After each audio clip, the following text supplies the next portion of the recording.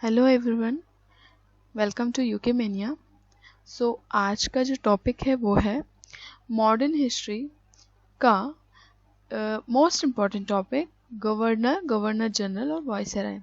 इसके हम concepts plus जो अपडेटेड क्वेश्चंस हैं वो हम सब पढ़ेंगे। क्लाइव के अनुसार क्लाइव के समय असैनिक और सैनिक दोनों ही सुधार हुए। असैनिक सुधारों के अंतर्गत क्लाइव ने उपहार लेना और निजी व्यापार को बंद कर दिया। तो क्लाइव के टाइम में सैनिक और असैनिक दोनों ही सुधार हुए। असैनिक सुधारों में क्या हुआ कि जो कंपनीज उपहार लेती थी और रिश्वत लेती थी और अपना पर्सनल व्यापार करती थी, उसे बंद कर दिया गया। उसने आंतरिक कर देना अनिवार्य कर दिया गया। आंतरिक कर को अनिवार्य कर दिया गया। और सैनिक सुधार में क्या किया? तो सैनिक सुधार के अंतर्गत क्लाइव ने आज्ञा दी कि दोहरा भत्ता बंद कर दिया जाएगा। जनवरी 1766 से यह भत्ता केवल उन सैनिकों को ही मिलता है जो बंगाल और बिहार की सीमा से बाहर कार्य करते हैं। यानी सैनिकों का दोहरा भत्ता जो है वो बंद कर दिया, और जो बंगाल और बिहार की सीमा से बाहर जो कार्य कर रहे हैं अब उन्हें ही भत्ता दिया जाएगा। अपने प्रशासनिक सुधारों के अंतर्गत हेस्टिंग्स ने 1772 में कोर्ट ऑफ डायरेक्टर्स के आदेशानुसार बंगाल में द्वैध शासन कोर्ट ऑफ डायरेक्टर्स के अनुसार बंगाल में द्वैध शासन की घोषणा की तथा राजकीय कोषागार का स्थानांतरण मुर्शिदाबाद से कोलकाता कर दिया या कलकत्ता कर दिया। तो राजकीय जो कोषागार पहले मुर्शिदाबाद में था उसे कलकत्ता में शिफ्ट कर दिया। वॉरेन हेस्टिंग का विचार था कि वह समस्त भूमि शासक की है, यानी जितनी भी भूमि है वो समस्त किसकी है? शासक की है।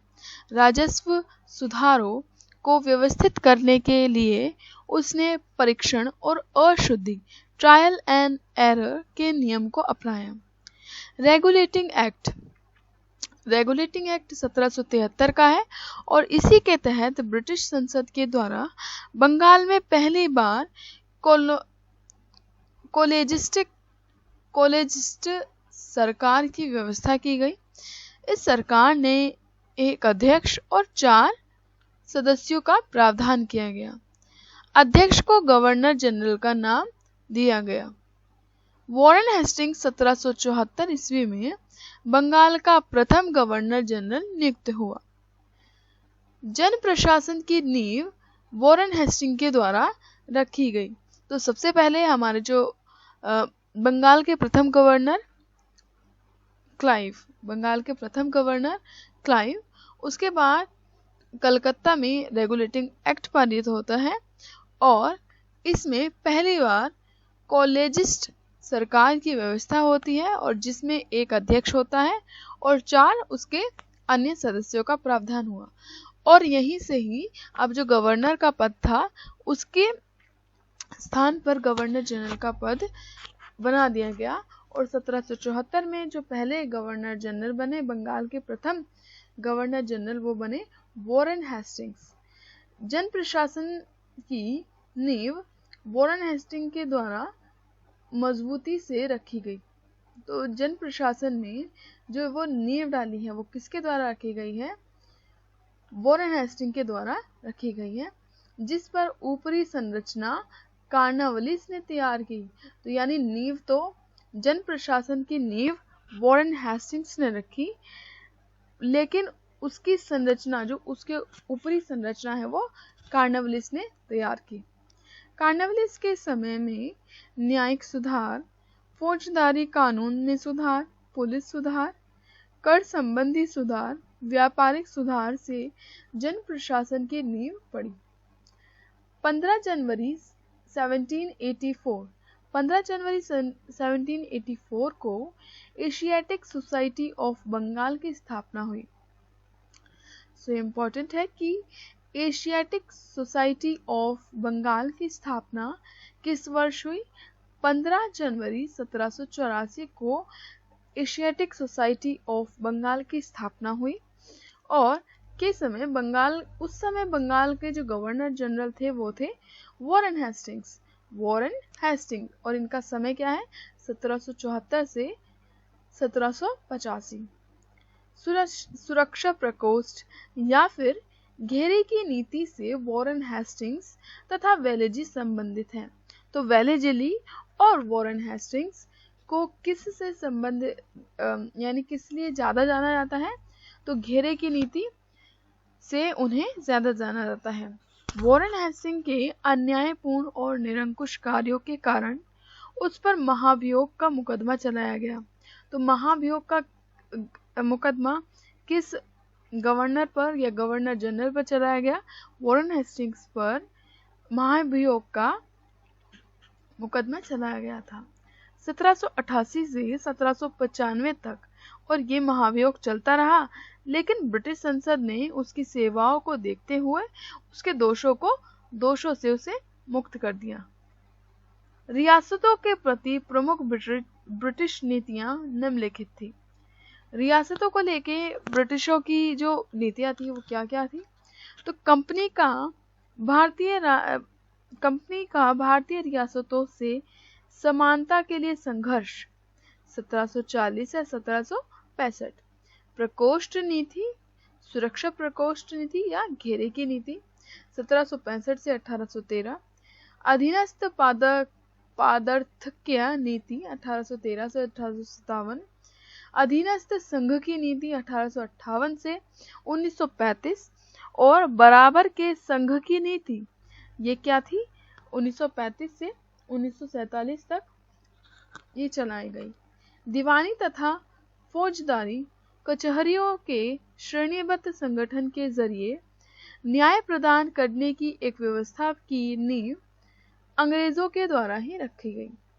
इस व्यवस्था को वॉरेन हेस्टिंग्स ने ही शुरू किया था, मगर कार्नवालिस ने इसे सुदृढ़ बनाया।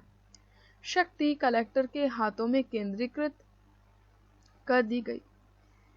यहाँ पर दीवानी और फौजदारी जो कचहरियां हैं उसके लिए श्रेणीबद्ध संगठन के जरिए न्याय प्रदान करने की व्यवस्था ये जो किसने डाली थी, उसकी नींव वॉरेन हेस्टिंग ने डाली, लेकिन उसे अच्छी तरह और सुदृढ़ किसने किया? क्लाइव ने किया, कार्नवालिस ने किया।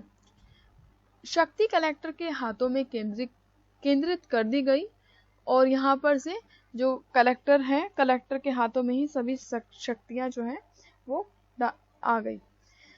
1787 ईस्वी में जिले के प्रभावी कलेक्टरों को दीवानी अदालतों के दीवानी न्यायाधीश भी नियुक्त कर दिए गए। तो जिले के जो कलेक्टर थे उन्हें दीवानी न्यायाधीश नियुक्त कर दिया गया। इसके अलावा उन्हें फौजदारी शक्तियां और सीमित मामलों में फौजदारी न्याय करने का भी अधिकार दे दिया गया। 1790 से 92 के बीच में भारतीय न्यायाधीशों से युक्त जिला फौजदारी अदालतों को समाप्त कर उसके स्थान पर चार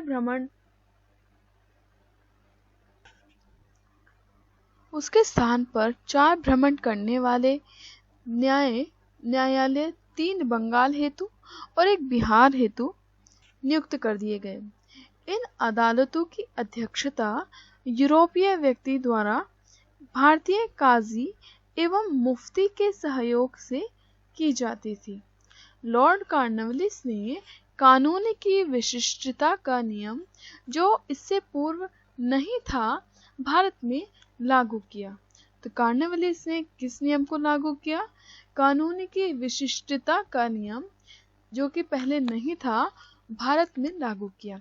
कार्नवालिस ने अपने न्यायिक सुधारों को 1793 ईस्वी तक अंतिम रूप देकर कार्नवालिस संहिता के रूप में प्रस्तुत किया। यह सुधार प्रसिद्ध सिद्धांत शक्तियों के पृथक्करण पर आधारित था। इसके तहत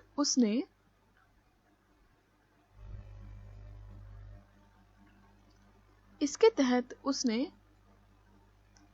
कर तथा न्याय प्रशासन को पृथक कर दिया। कलेक्टर की न्यायिक तथा फौजदारी शक्तियां ले ली गई तथा उसके पास केवल कर संबंधी शक्तियां ही रह गई। जिला दीवानी न्यायालय में कार्य के लिए नए अधिकारियों की एक श्रेणी बनाई गई। जिला न्यायाधीशों को फौजदारी तथा पुलिस के भी कार्य भी किए गए। भारत की प्रसंविधाबद्ध सिविल सेवा और लोक सेवा का प्रारंभ कॉर्नवालिस के द्वारा ही किया गया। तो जो सिविल सेवा और लोक सेवा है उसका प्रारंभ कॉर्नवालिस के द्वारा किया गया। लॉर्ड कॉर्नवालिस 1786 से 1793 ईस्वी एवं 30 जुलाई 1805 से 5 अक्टूबर 1805 तक बंगाल का गवर्नर जनरल रहा।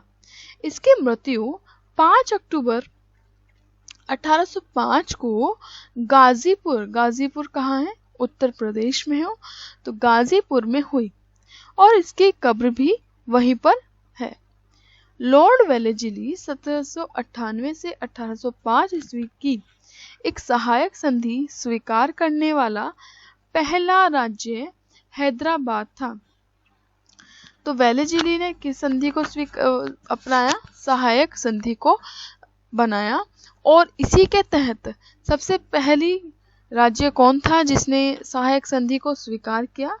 वो था हैदराबाद। हैदराबाद ने सहायक संधि को कब अपनाया? 1798 ईस्वी में।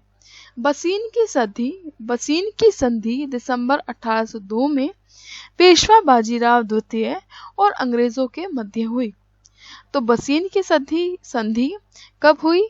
बसीन की संधि दिसंबर 1802 में हुई। किनके बीच हुई? पेशवा बाजीराव द्वितीय और अंग्रेजों के मध्य हुई। लॉर्ड वेलेस्ली की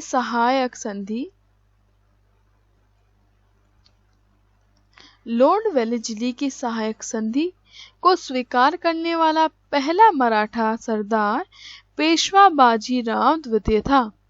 तो लॉर्ड जो वेलेस्ली था उसकी सहायक संधि स्वीकार करने वाला पहला राज्य हैदराबाद, जबकि पहला मराठा कौन था? मराठा सरदार कौन था? पेशवा बाजीराव द्वितीय। इस सहायक संधि के तहत बाजीराव द्वितीय ने अंग्रेजों की संरक्षिता स्वीकार कर ली। इस संधि की शर्तों के अनुसार अंग्रेजों ने पेशवा को पूना में पुनः स्थापित करने के साथ लगभग 60,000 सैनिक पेशवा की रक्षा हेतु उसके राज्य में रखने का वादा किया, जबकि इसके बदले में पेशवा ने अंग्रेजों को 26 लाख रुपए वार्षिक आय क्षेत्र प्रदान करने पर सहमति जताई। लॉर्ड वेलेस्ली 1798 से 1805 भारतीय राज्यों को अंग्रेजी राजनीतिक परिधि में लाने के लिए सहायक संधि प्रणाली का प्रयोग किया। तो सहायक संधि प्रणाली किसके द्वारा शुरू की गई? लॉर्ड वेलेस्ली के द्वारा। उसने सहायक संधि का आविष्कार नहीं किया। इस प्रणाली का अस्तित्व तो पहले से ही था तथा वह क्रमिक रूप से विकसित हुई थी। संभवतः डुप्लो, जो कि एक फ्रांसीसी था, प्रथम यूरोपीय था जिसने अपनी सेना किराए पर भारतीय राजाओं को दी थी। अंग्रेजों ने भी यह प्रणाली अपनाई। प्रथम सहायक संधि 1765 ईस्वी में अवध से की गई। तो प्रथम सहायक संधि 1765 ईस्वी में अवध से की गई, जब कंपनी ने निश्चित धन के बदले अपनी सीमाओं की रक्षा करने का वचन दिया। लॉर्ड वेलेस्ली के द्वारा विशिष्ट रूप से प्रवर्तित सहायक संधि को स्वीकार करने वाले राज्य कौन कौन से थे? तो सहायक संधि को स्वीकार करने वाले राज्य थे सबसे पहला हैदराबाद। हैदराबाद ने कब स्वीकार की? 1798 में से 1800 में सहायक संधि को स्वीकार किया। उसके बाद मैसूर ने 1799 में, तंजौर ने अक्टूबर 1799 में, अवध ने 1801 में पेशवा ने दिसंबर 1802 में, बरार के भोसले ने दिसंबर 1803 में, सिंधिया ने फरवरी 1804 में और जोधपुर, जयपुर, मच्छेरी, बूंदी तथा भरतपुर ने भी सहायक संधि को स्वीकार किया। लॉर्ड विलियम बेंटिक, तो वेलेस्ली के बाद अब कौन आते हैं? लॉर्ड विलियम बेंटिक आते हैं। इन्होंने जुलाई 1828 ईस्वी में गवर्नर जनरल का कार्यभार संभाला। उसने सती प्रथा, बालिका शिशुवध जैसी सामाजिक कुरीतियों को समाप्त करने के लिए प्रभावकारी प्रयत्न किए। देश में ठगी को जो समाप्त कर दिया और शांति व्यवस्था स्थापित की। उसने कोर्ट ऑफ डायरेक्टर्स की इच्छाओं के अनुसार भारतीय रियासतों के प्रति यथासंभव तटस्थता की नीति अपनाई। जयपुर में अव्यवस्था ने ऐसा उग्र रूप धारण कर लिया कि ब्रिटिश रेजिडेंट पर ही प्रहार कर दिया, परंतु इस पर भी बेंटिक ने हस्तक्षेप करना स्वीकार नहीं किया।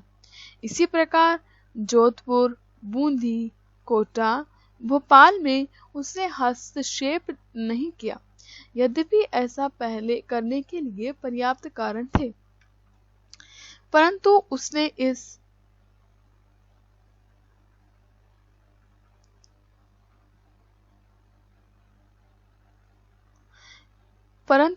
इस नीति का अनुसरण छोड़कर 1831 ईस्वी में मैसूर और 1834 ईस्वी में कुर्ग तथा कछार की सीमा रियासतों को अपने प्रदेश में मिला लिया, क्योंकि वहां बहुत अधिक अव्यवस्था थी। लॉर्ड विलियम बेंटिक या विलियम बेंटिक 1828 से 35। विलियम बेंटिक के शासन के 7 वर्षों में पुरानी निरंतर युद्धों तथा संयोजन की नीति को तिलांजलि दे दी गई और भारत के इतिहास में बेंटिक का नाम सामाजिक और प्रशासनिक सुधारों के कारण स्मरण किया जाएगा। 1833 के चार्टर एक्ट के द्वारा भारतीय प्रशासन को पूर्णतः केंद्रीकृत करने का प्रयास इसी ने किया। इस एक्ट के द्वारा बंगाल के गवर्नर जनरल को अब भारत का गवर्नर जनरल बना दिया गया। इससे पहले क्या था? इससे पहले जो गवर्नर जनरल था वो केवल बंगाल का गवर्नर जनरल हुआ करता था, ना कि संपूर्ण भारत का। अब 1833 के चार्टर एक्ट के द्वारा जो गवर्नर जनरल का पद था उसे बंगाल में ना होके पूरे भारत का गवर्नर जनरल बना दिया गया।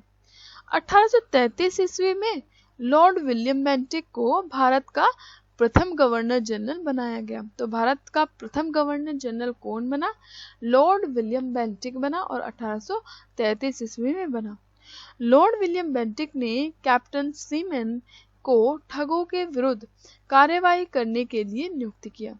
तो कार्यवाही करने के लिए ठगों के विरुद्ध कार्यवाही करने के लिए बेंटिक ने किसे नियुक्त किया? कैप्टन स्लोमैन को।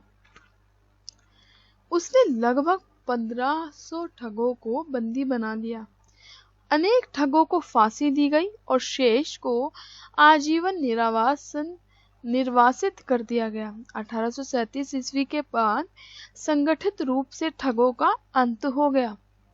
1789 ईस्वी की घोषणा के द्वारा बंगाल से दासों 1789 की घोषणा के द्वारा बंगाल में दासों का निर्यात बंद कर दिया गया, जिससे जो पहले होता था कि दास को ले जाया जाता था और वहां पर उन्हें बेच दिया जाता था कहीं और। तो उसने क्या किया? दासों के निर्यात पर प्रतिबंध लगाया और 1811 और 1823 ईस्वी में दासों के संबंध में कानून बनाए। 1833 ईस्वी के चार्टर एक्ट में दासता को शीघ्र समाप्त करने के लिए गवर्नर से कानून बनाने को कहा गया। 1843 ईस्वी में समस्त ब्रिटिश भारत में दासता को अवैध घोषित कर दिया गया। 1860 ईस्वी में भारतीय दंड संहिता के अंतर्गत दासता को अपराध घोषित कर दिया गया। आंग्ल नेपाल युद्ध 1814 से 16 में हुआ। इसी के समय लॉर्ड हेस्टिंग के गवर्नर जनरल काल, जो कि 1813 से 23 ईस्वी तक था, इसी में सुगोली की संधि से समाप्त हुआ। तो हेस्टिंग का जो काल था वो किससे संधि से समाप्त हुआ? सुगोली की संधि से समाप्त हुआ।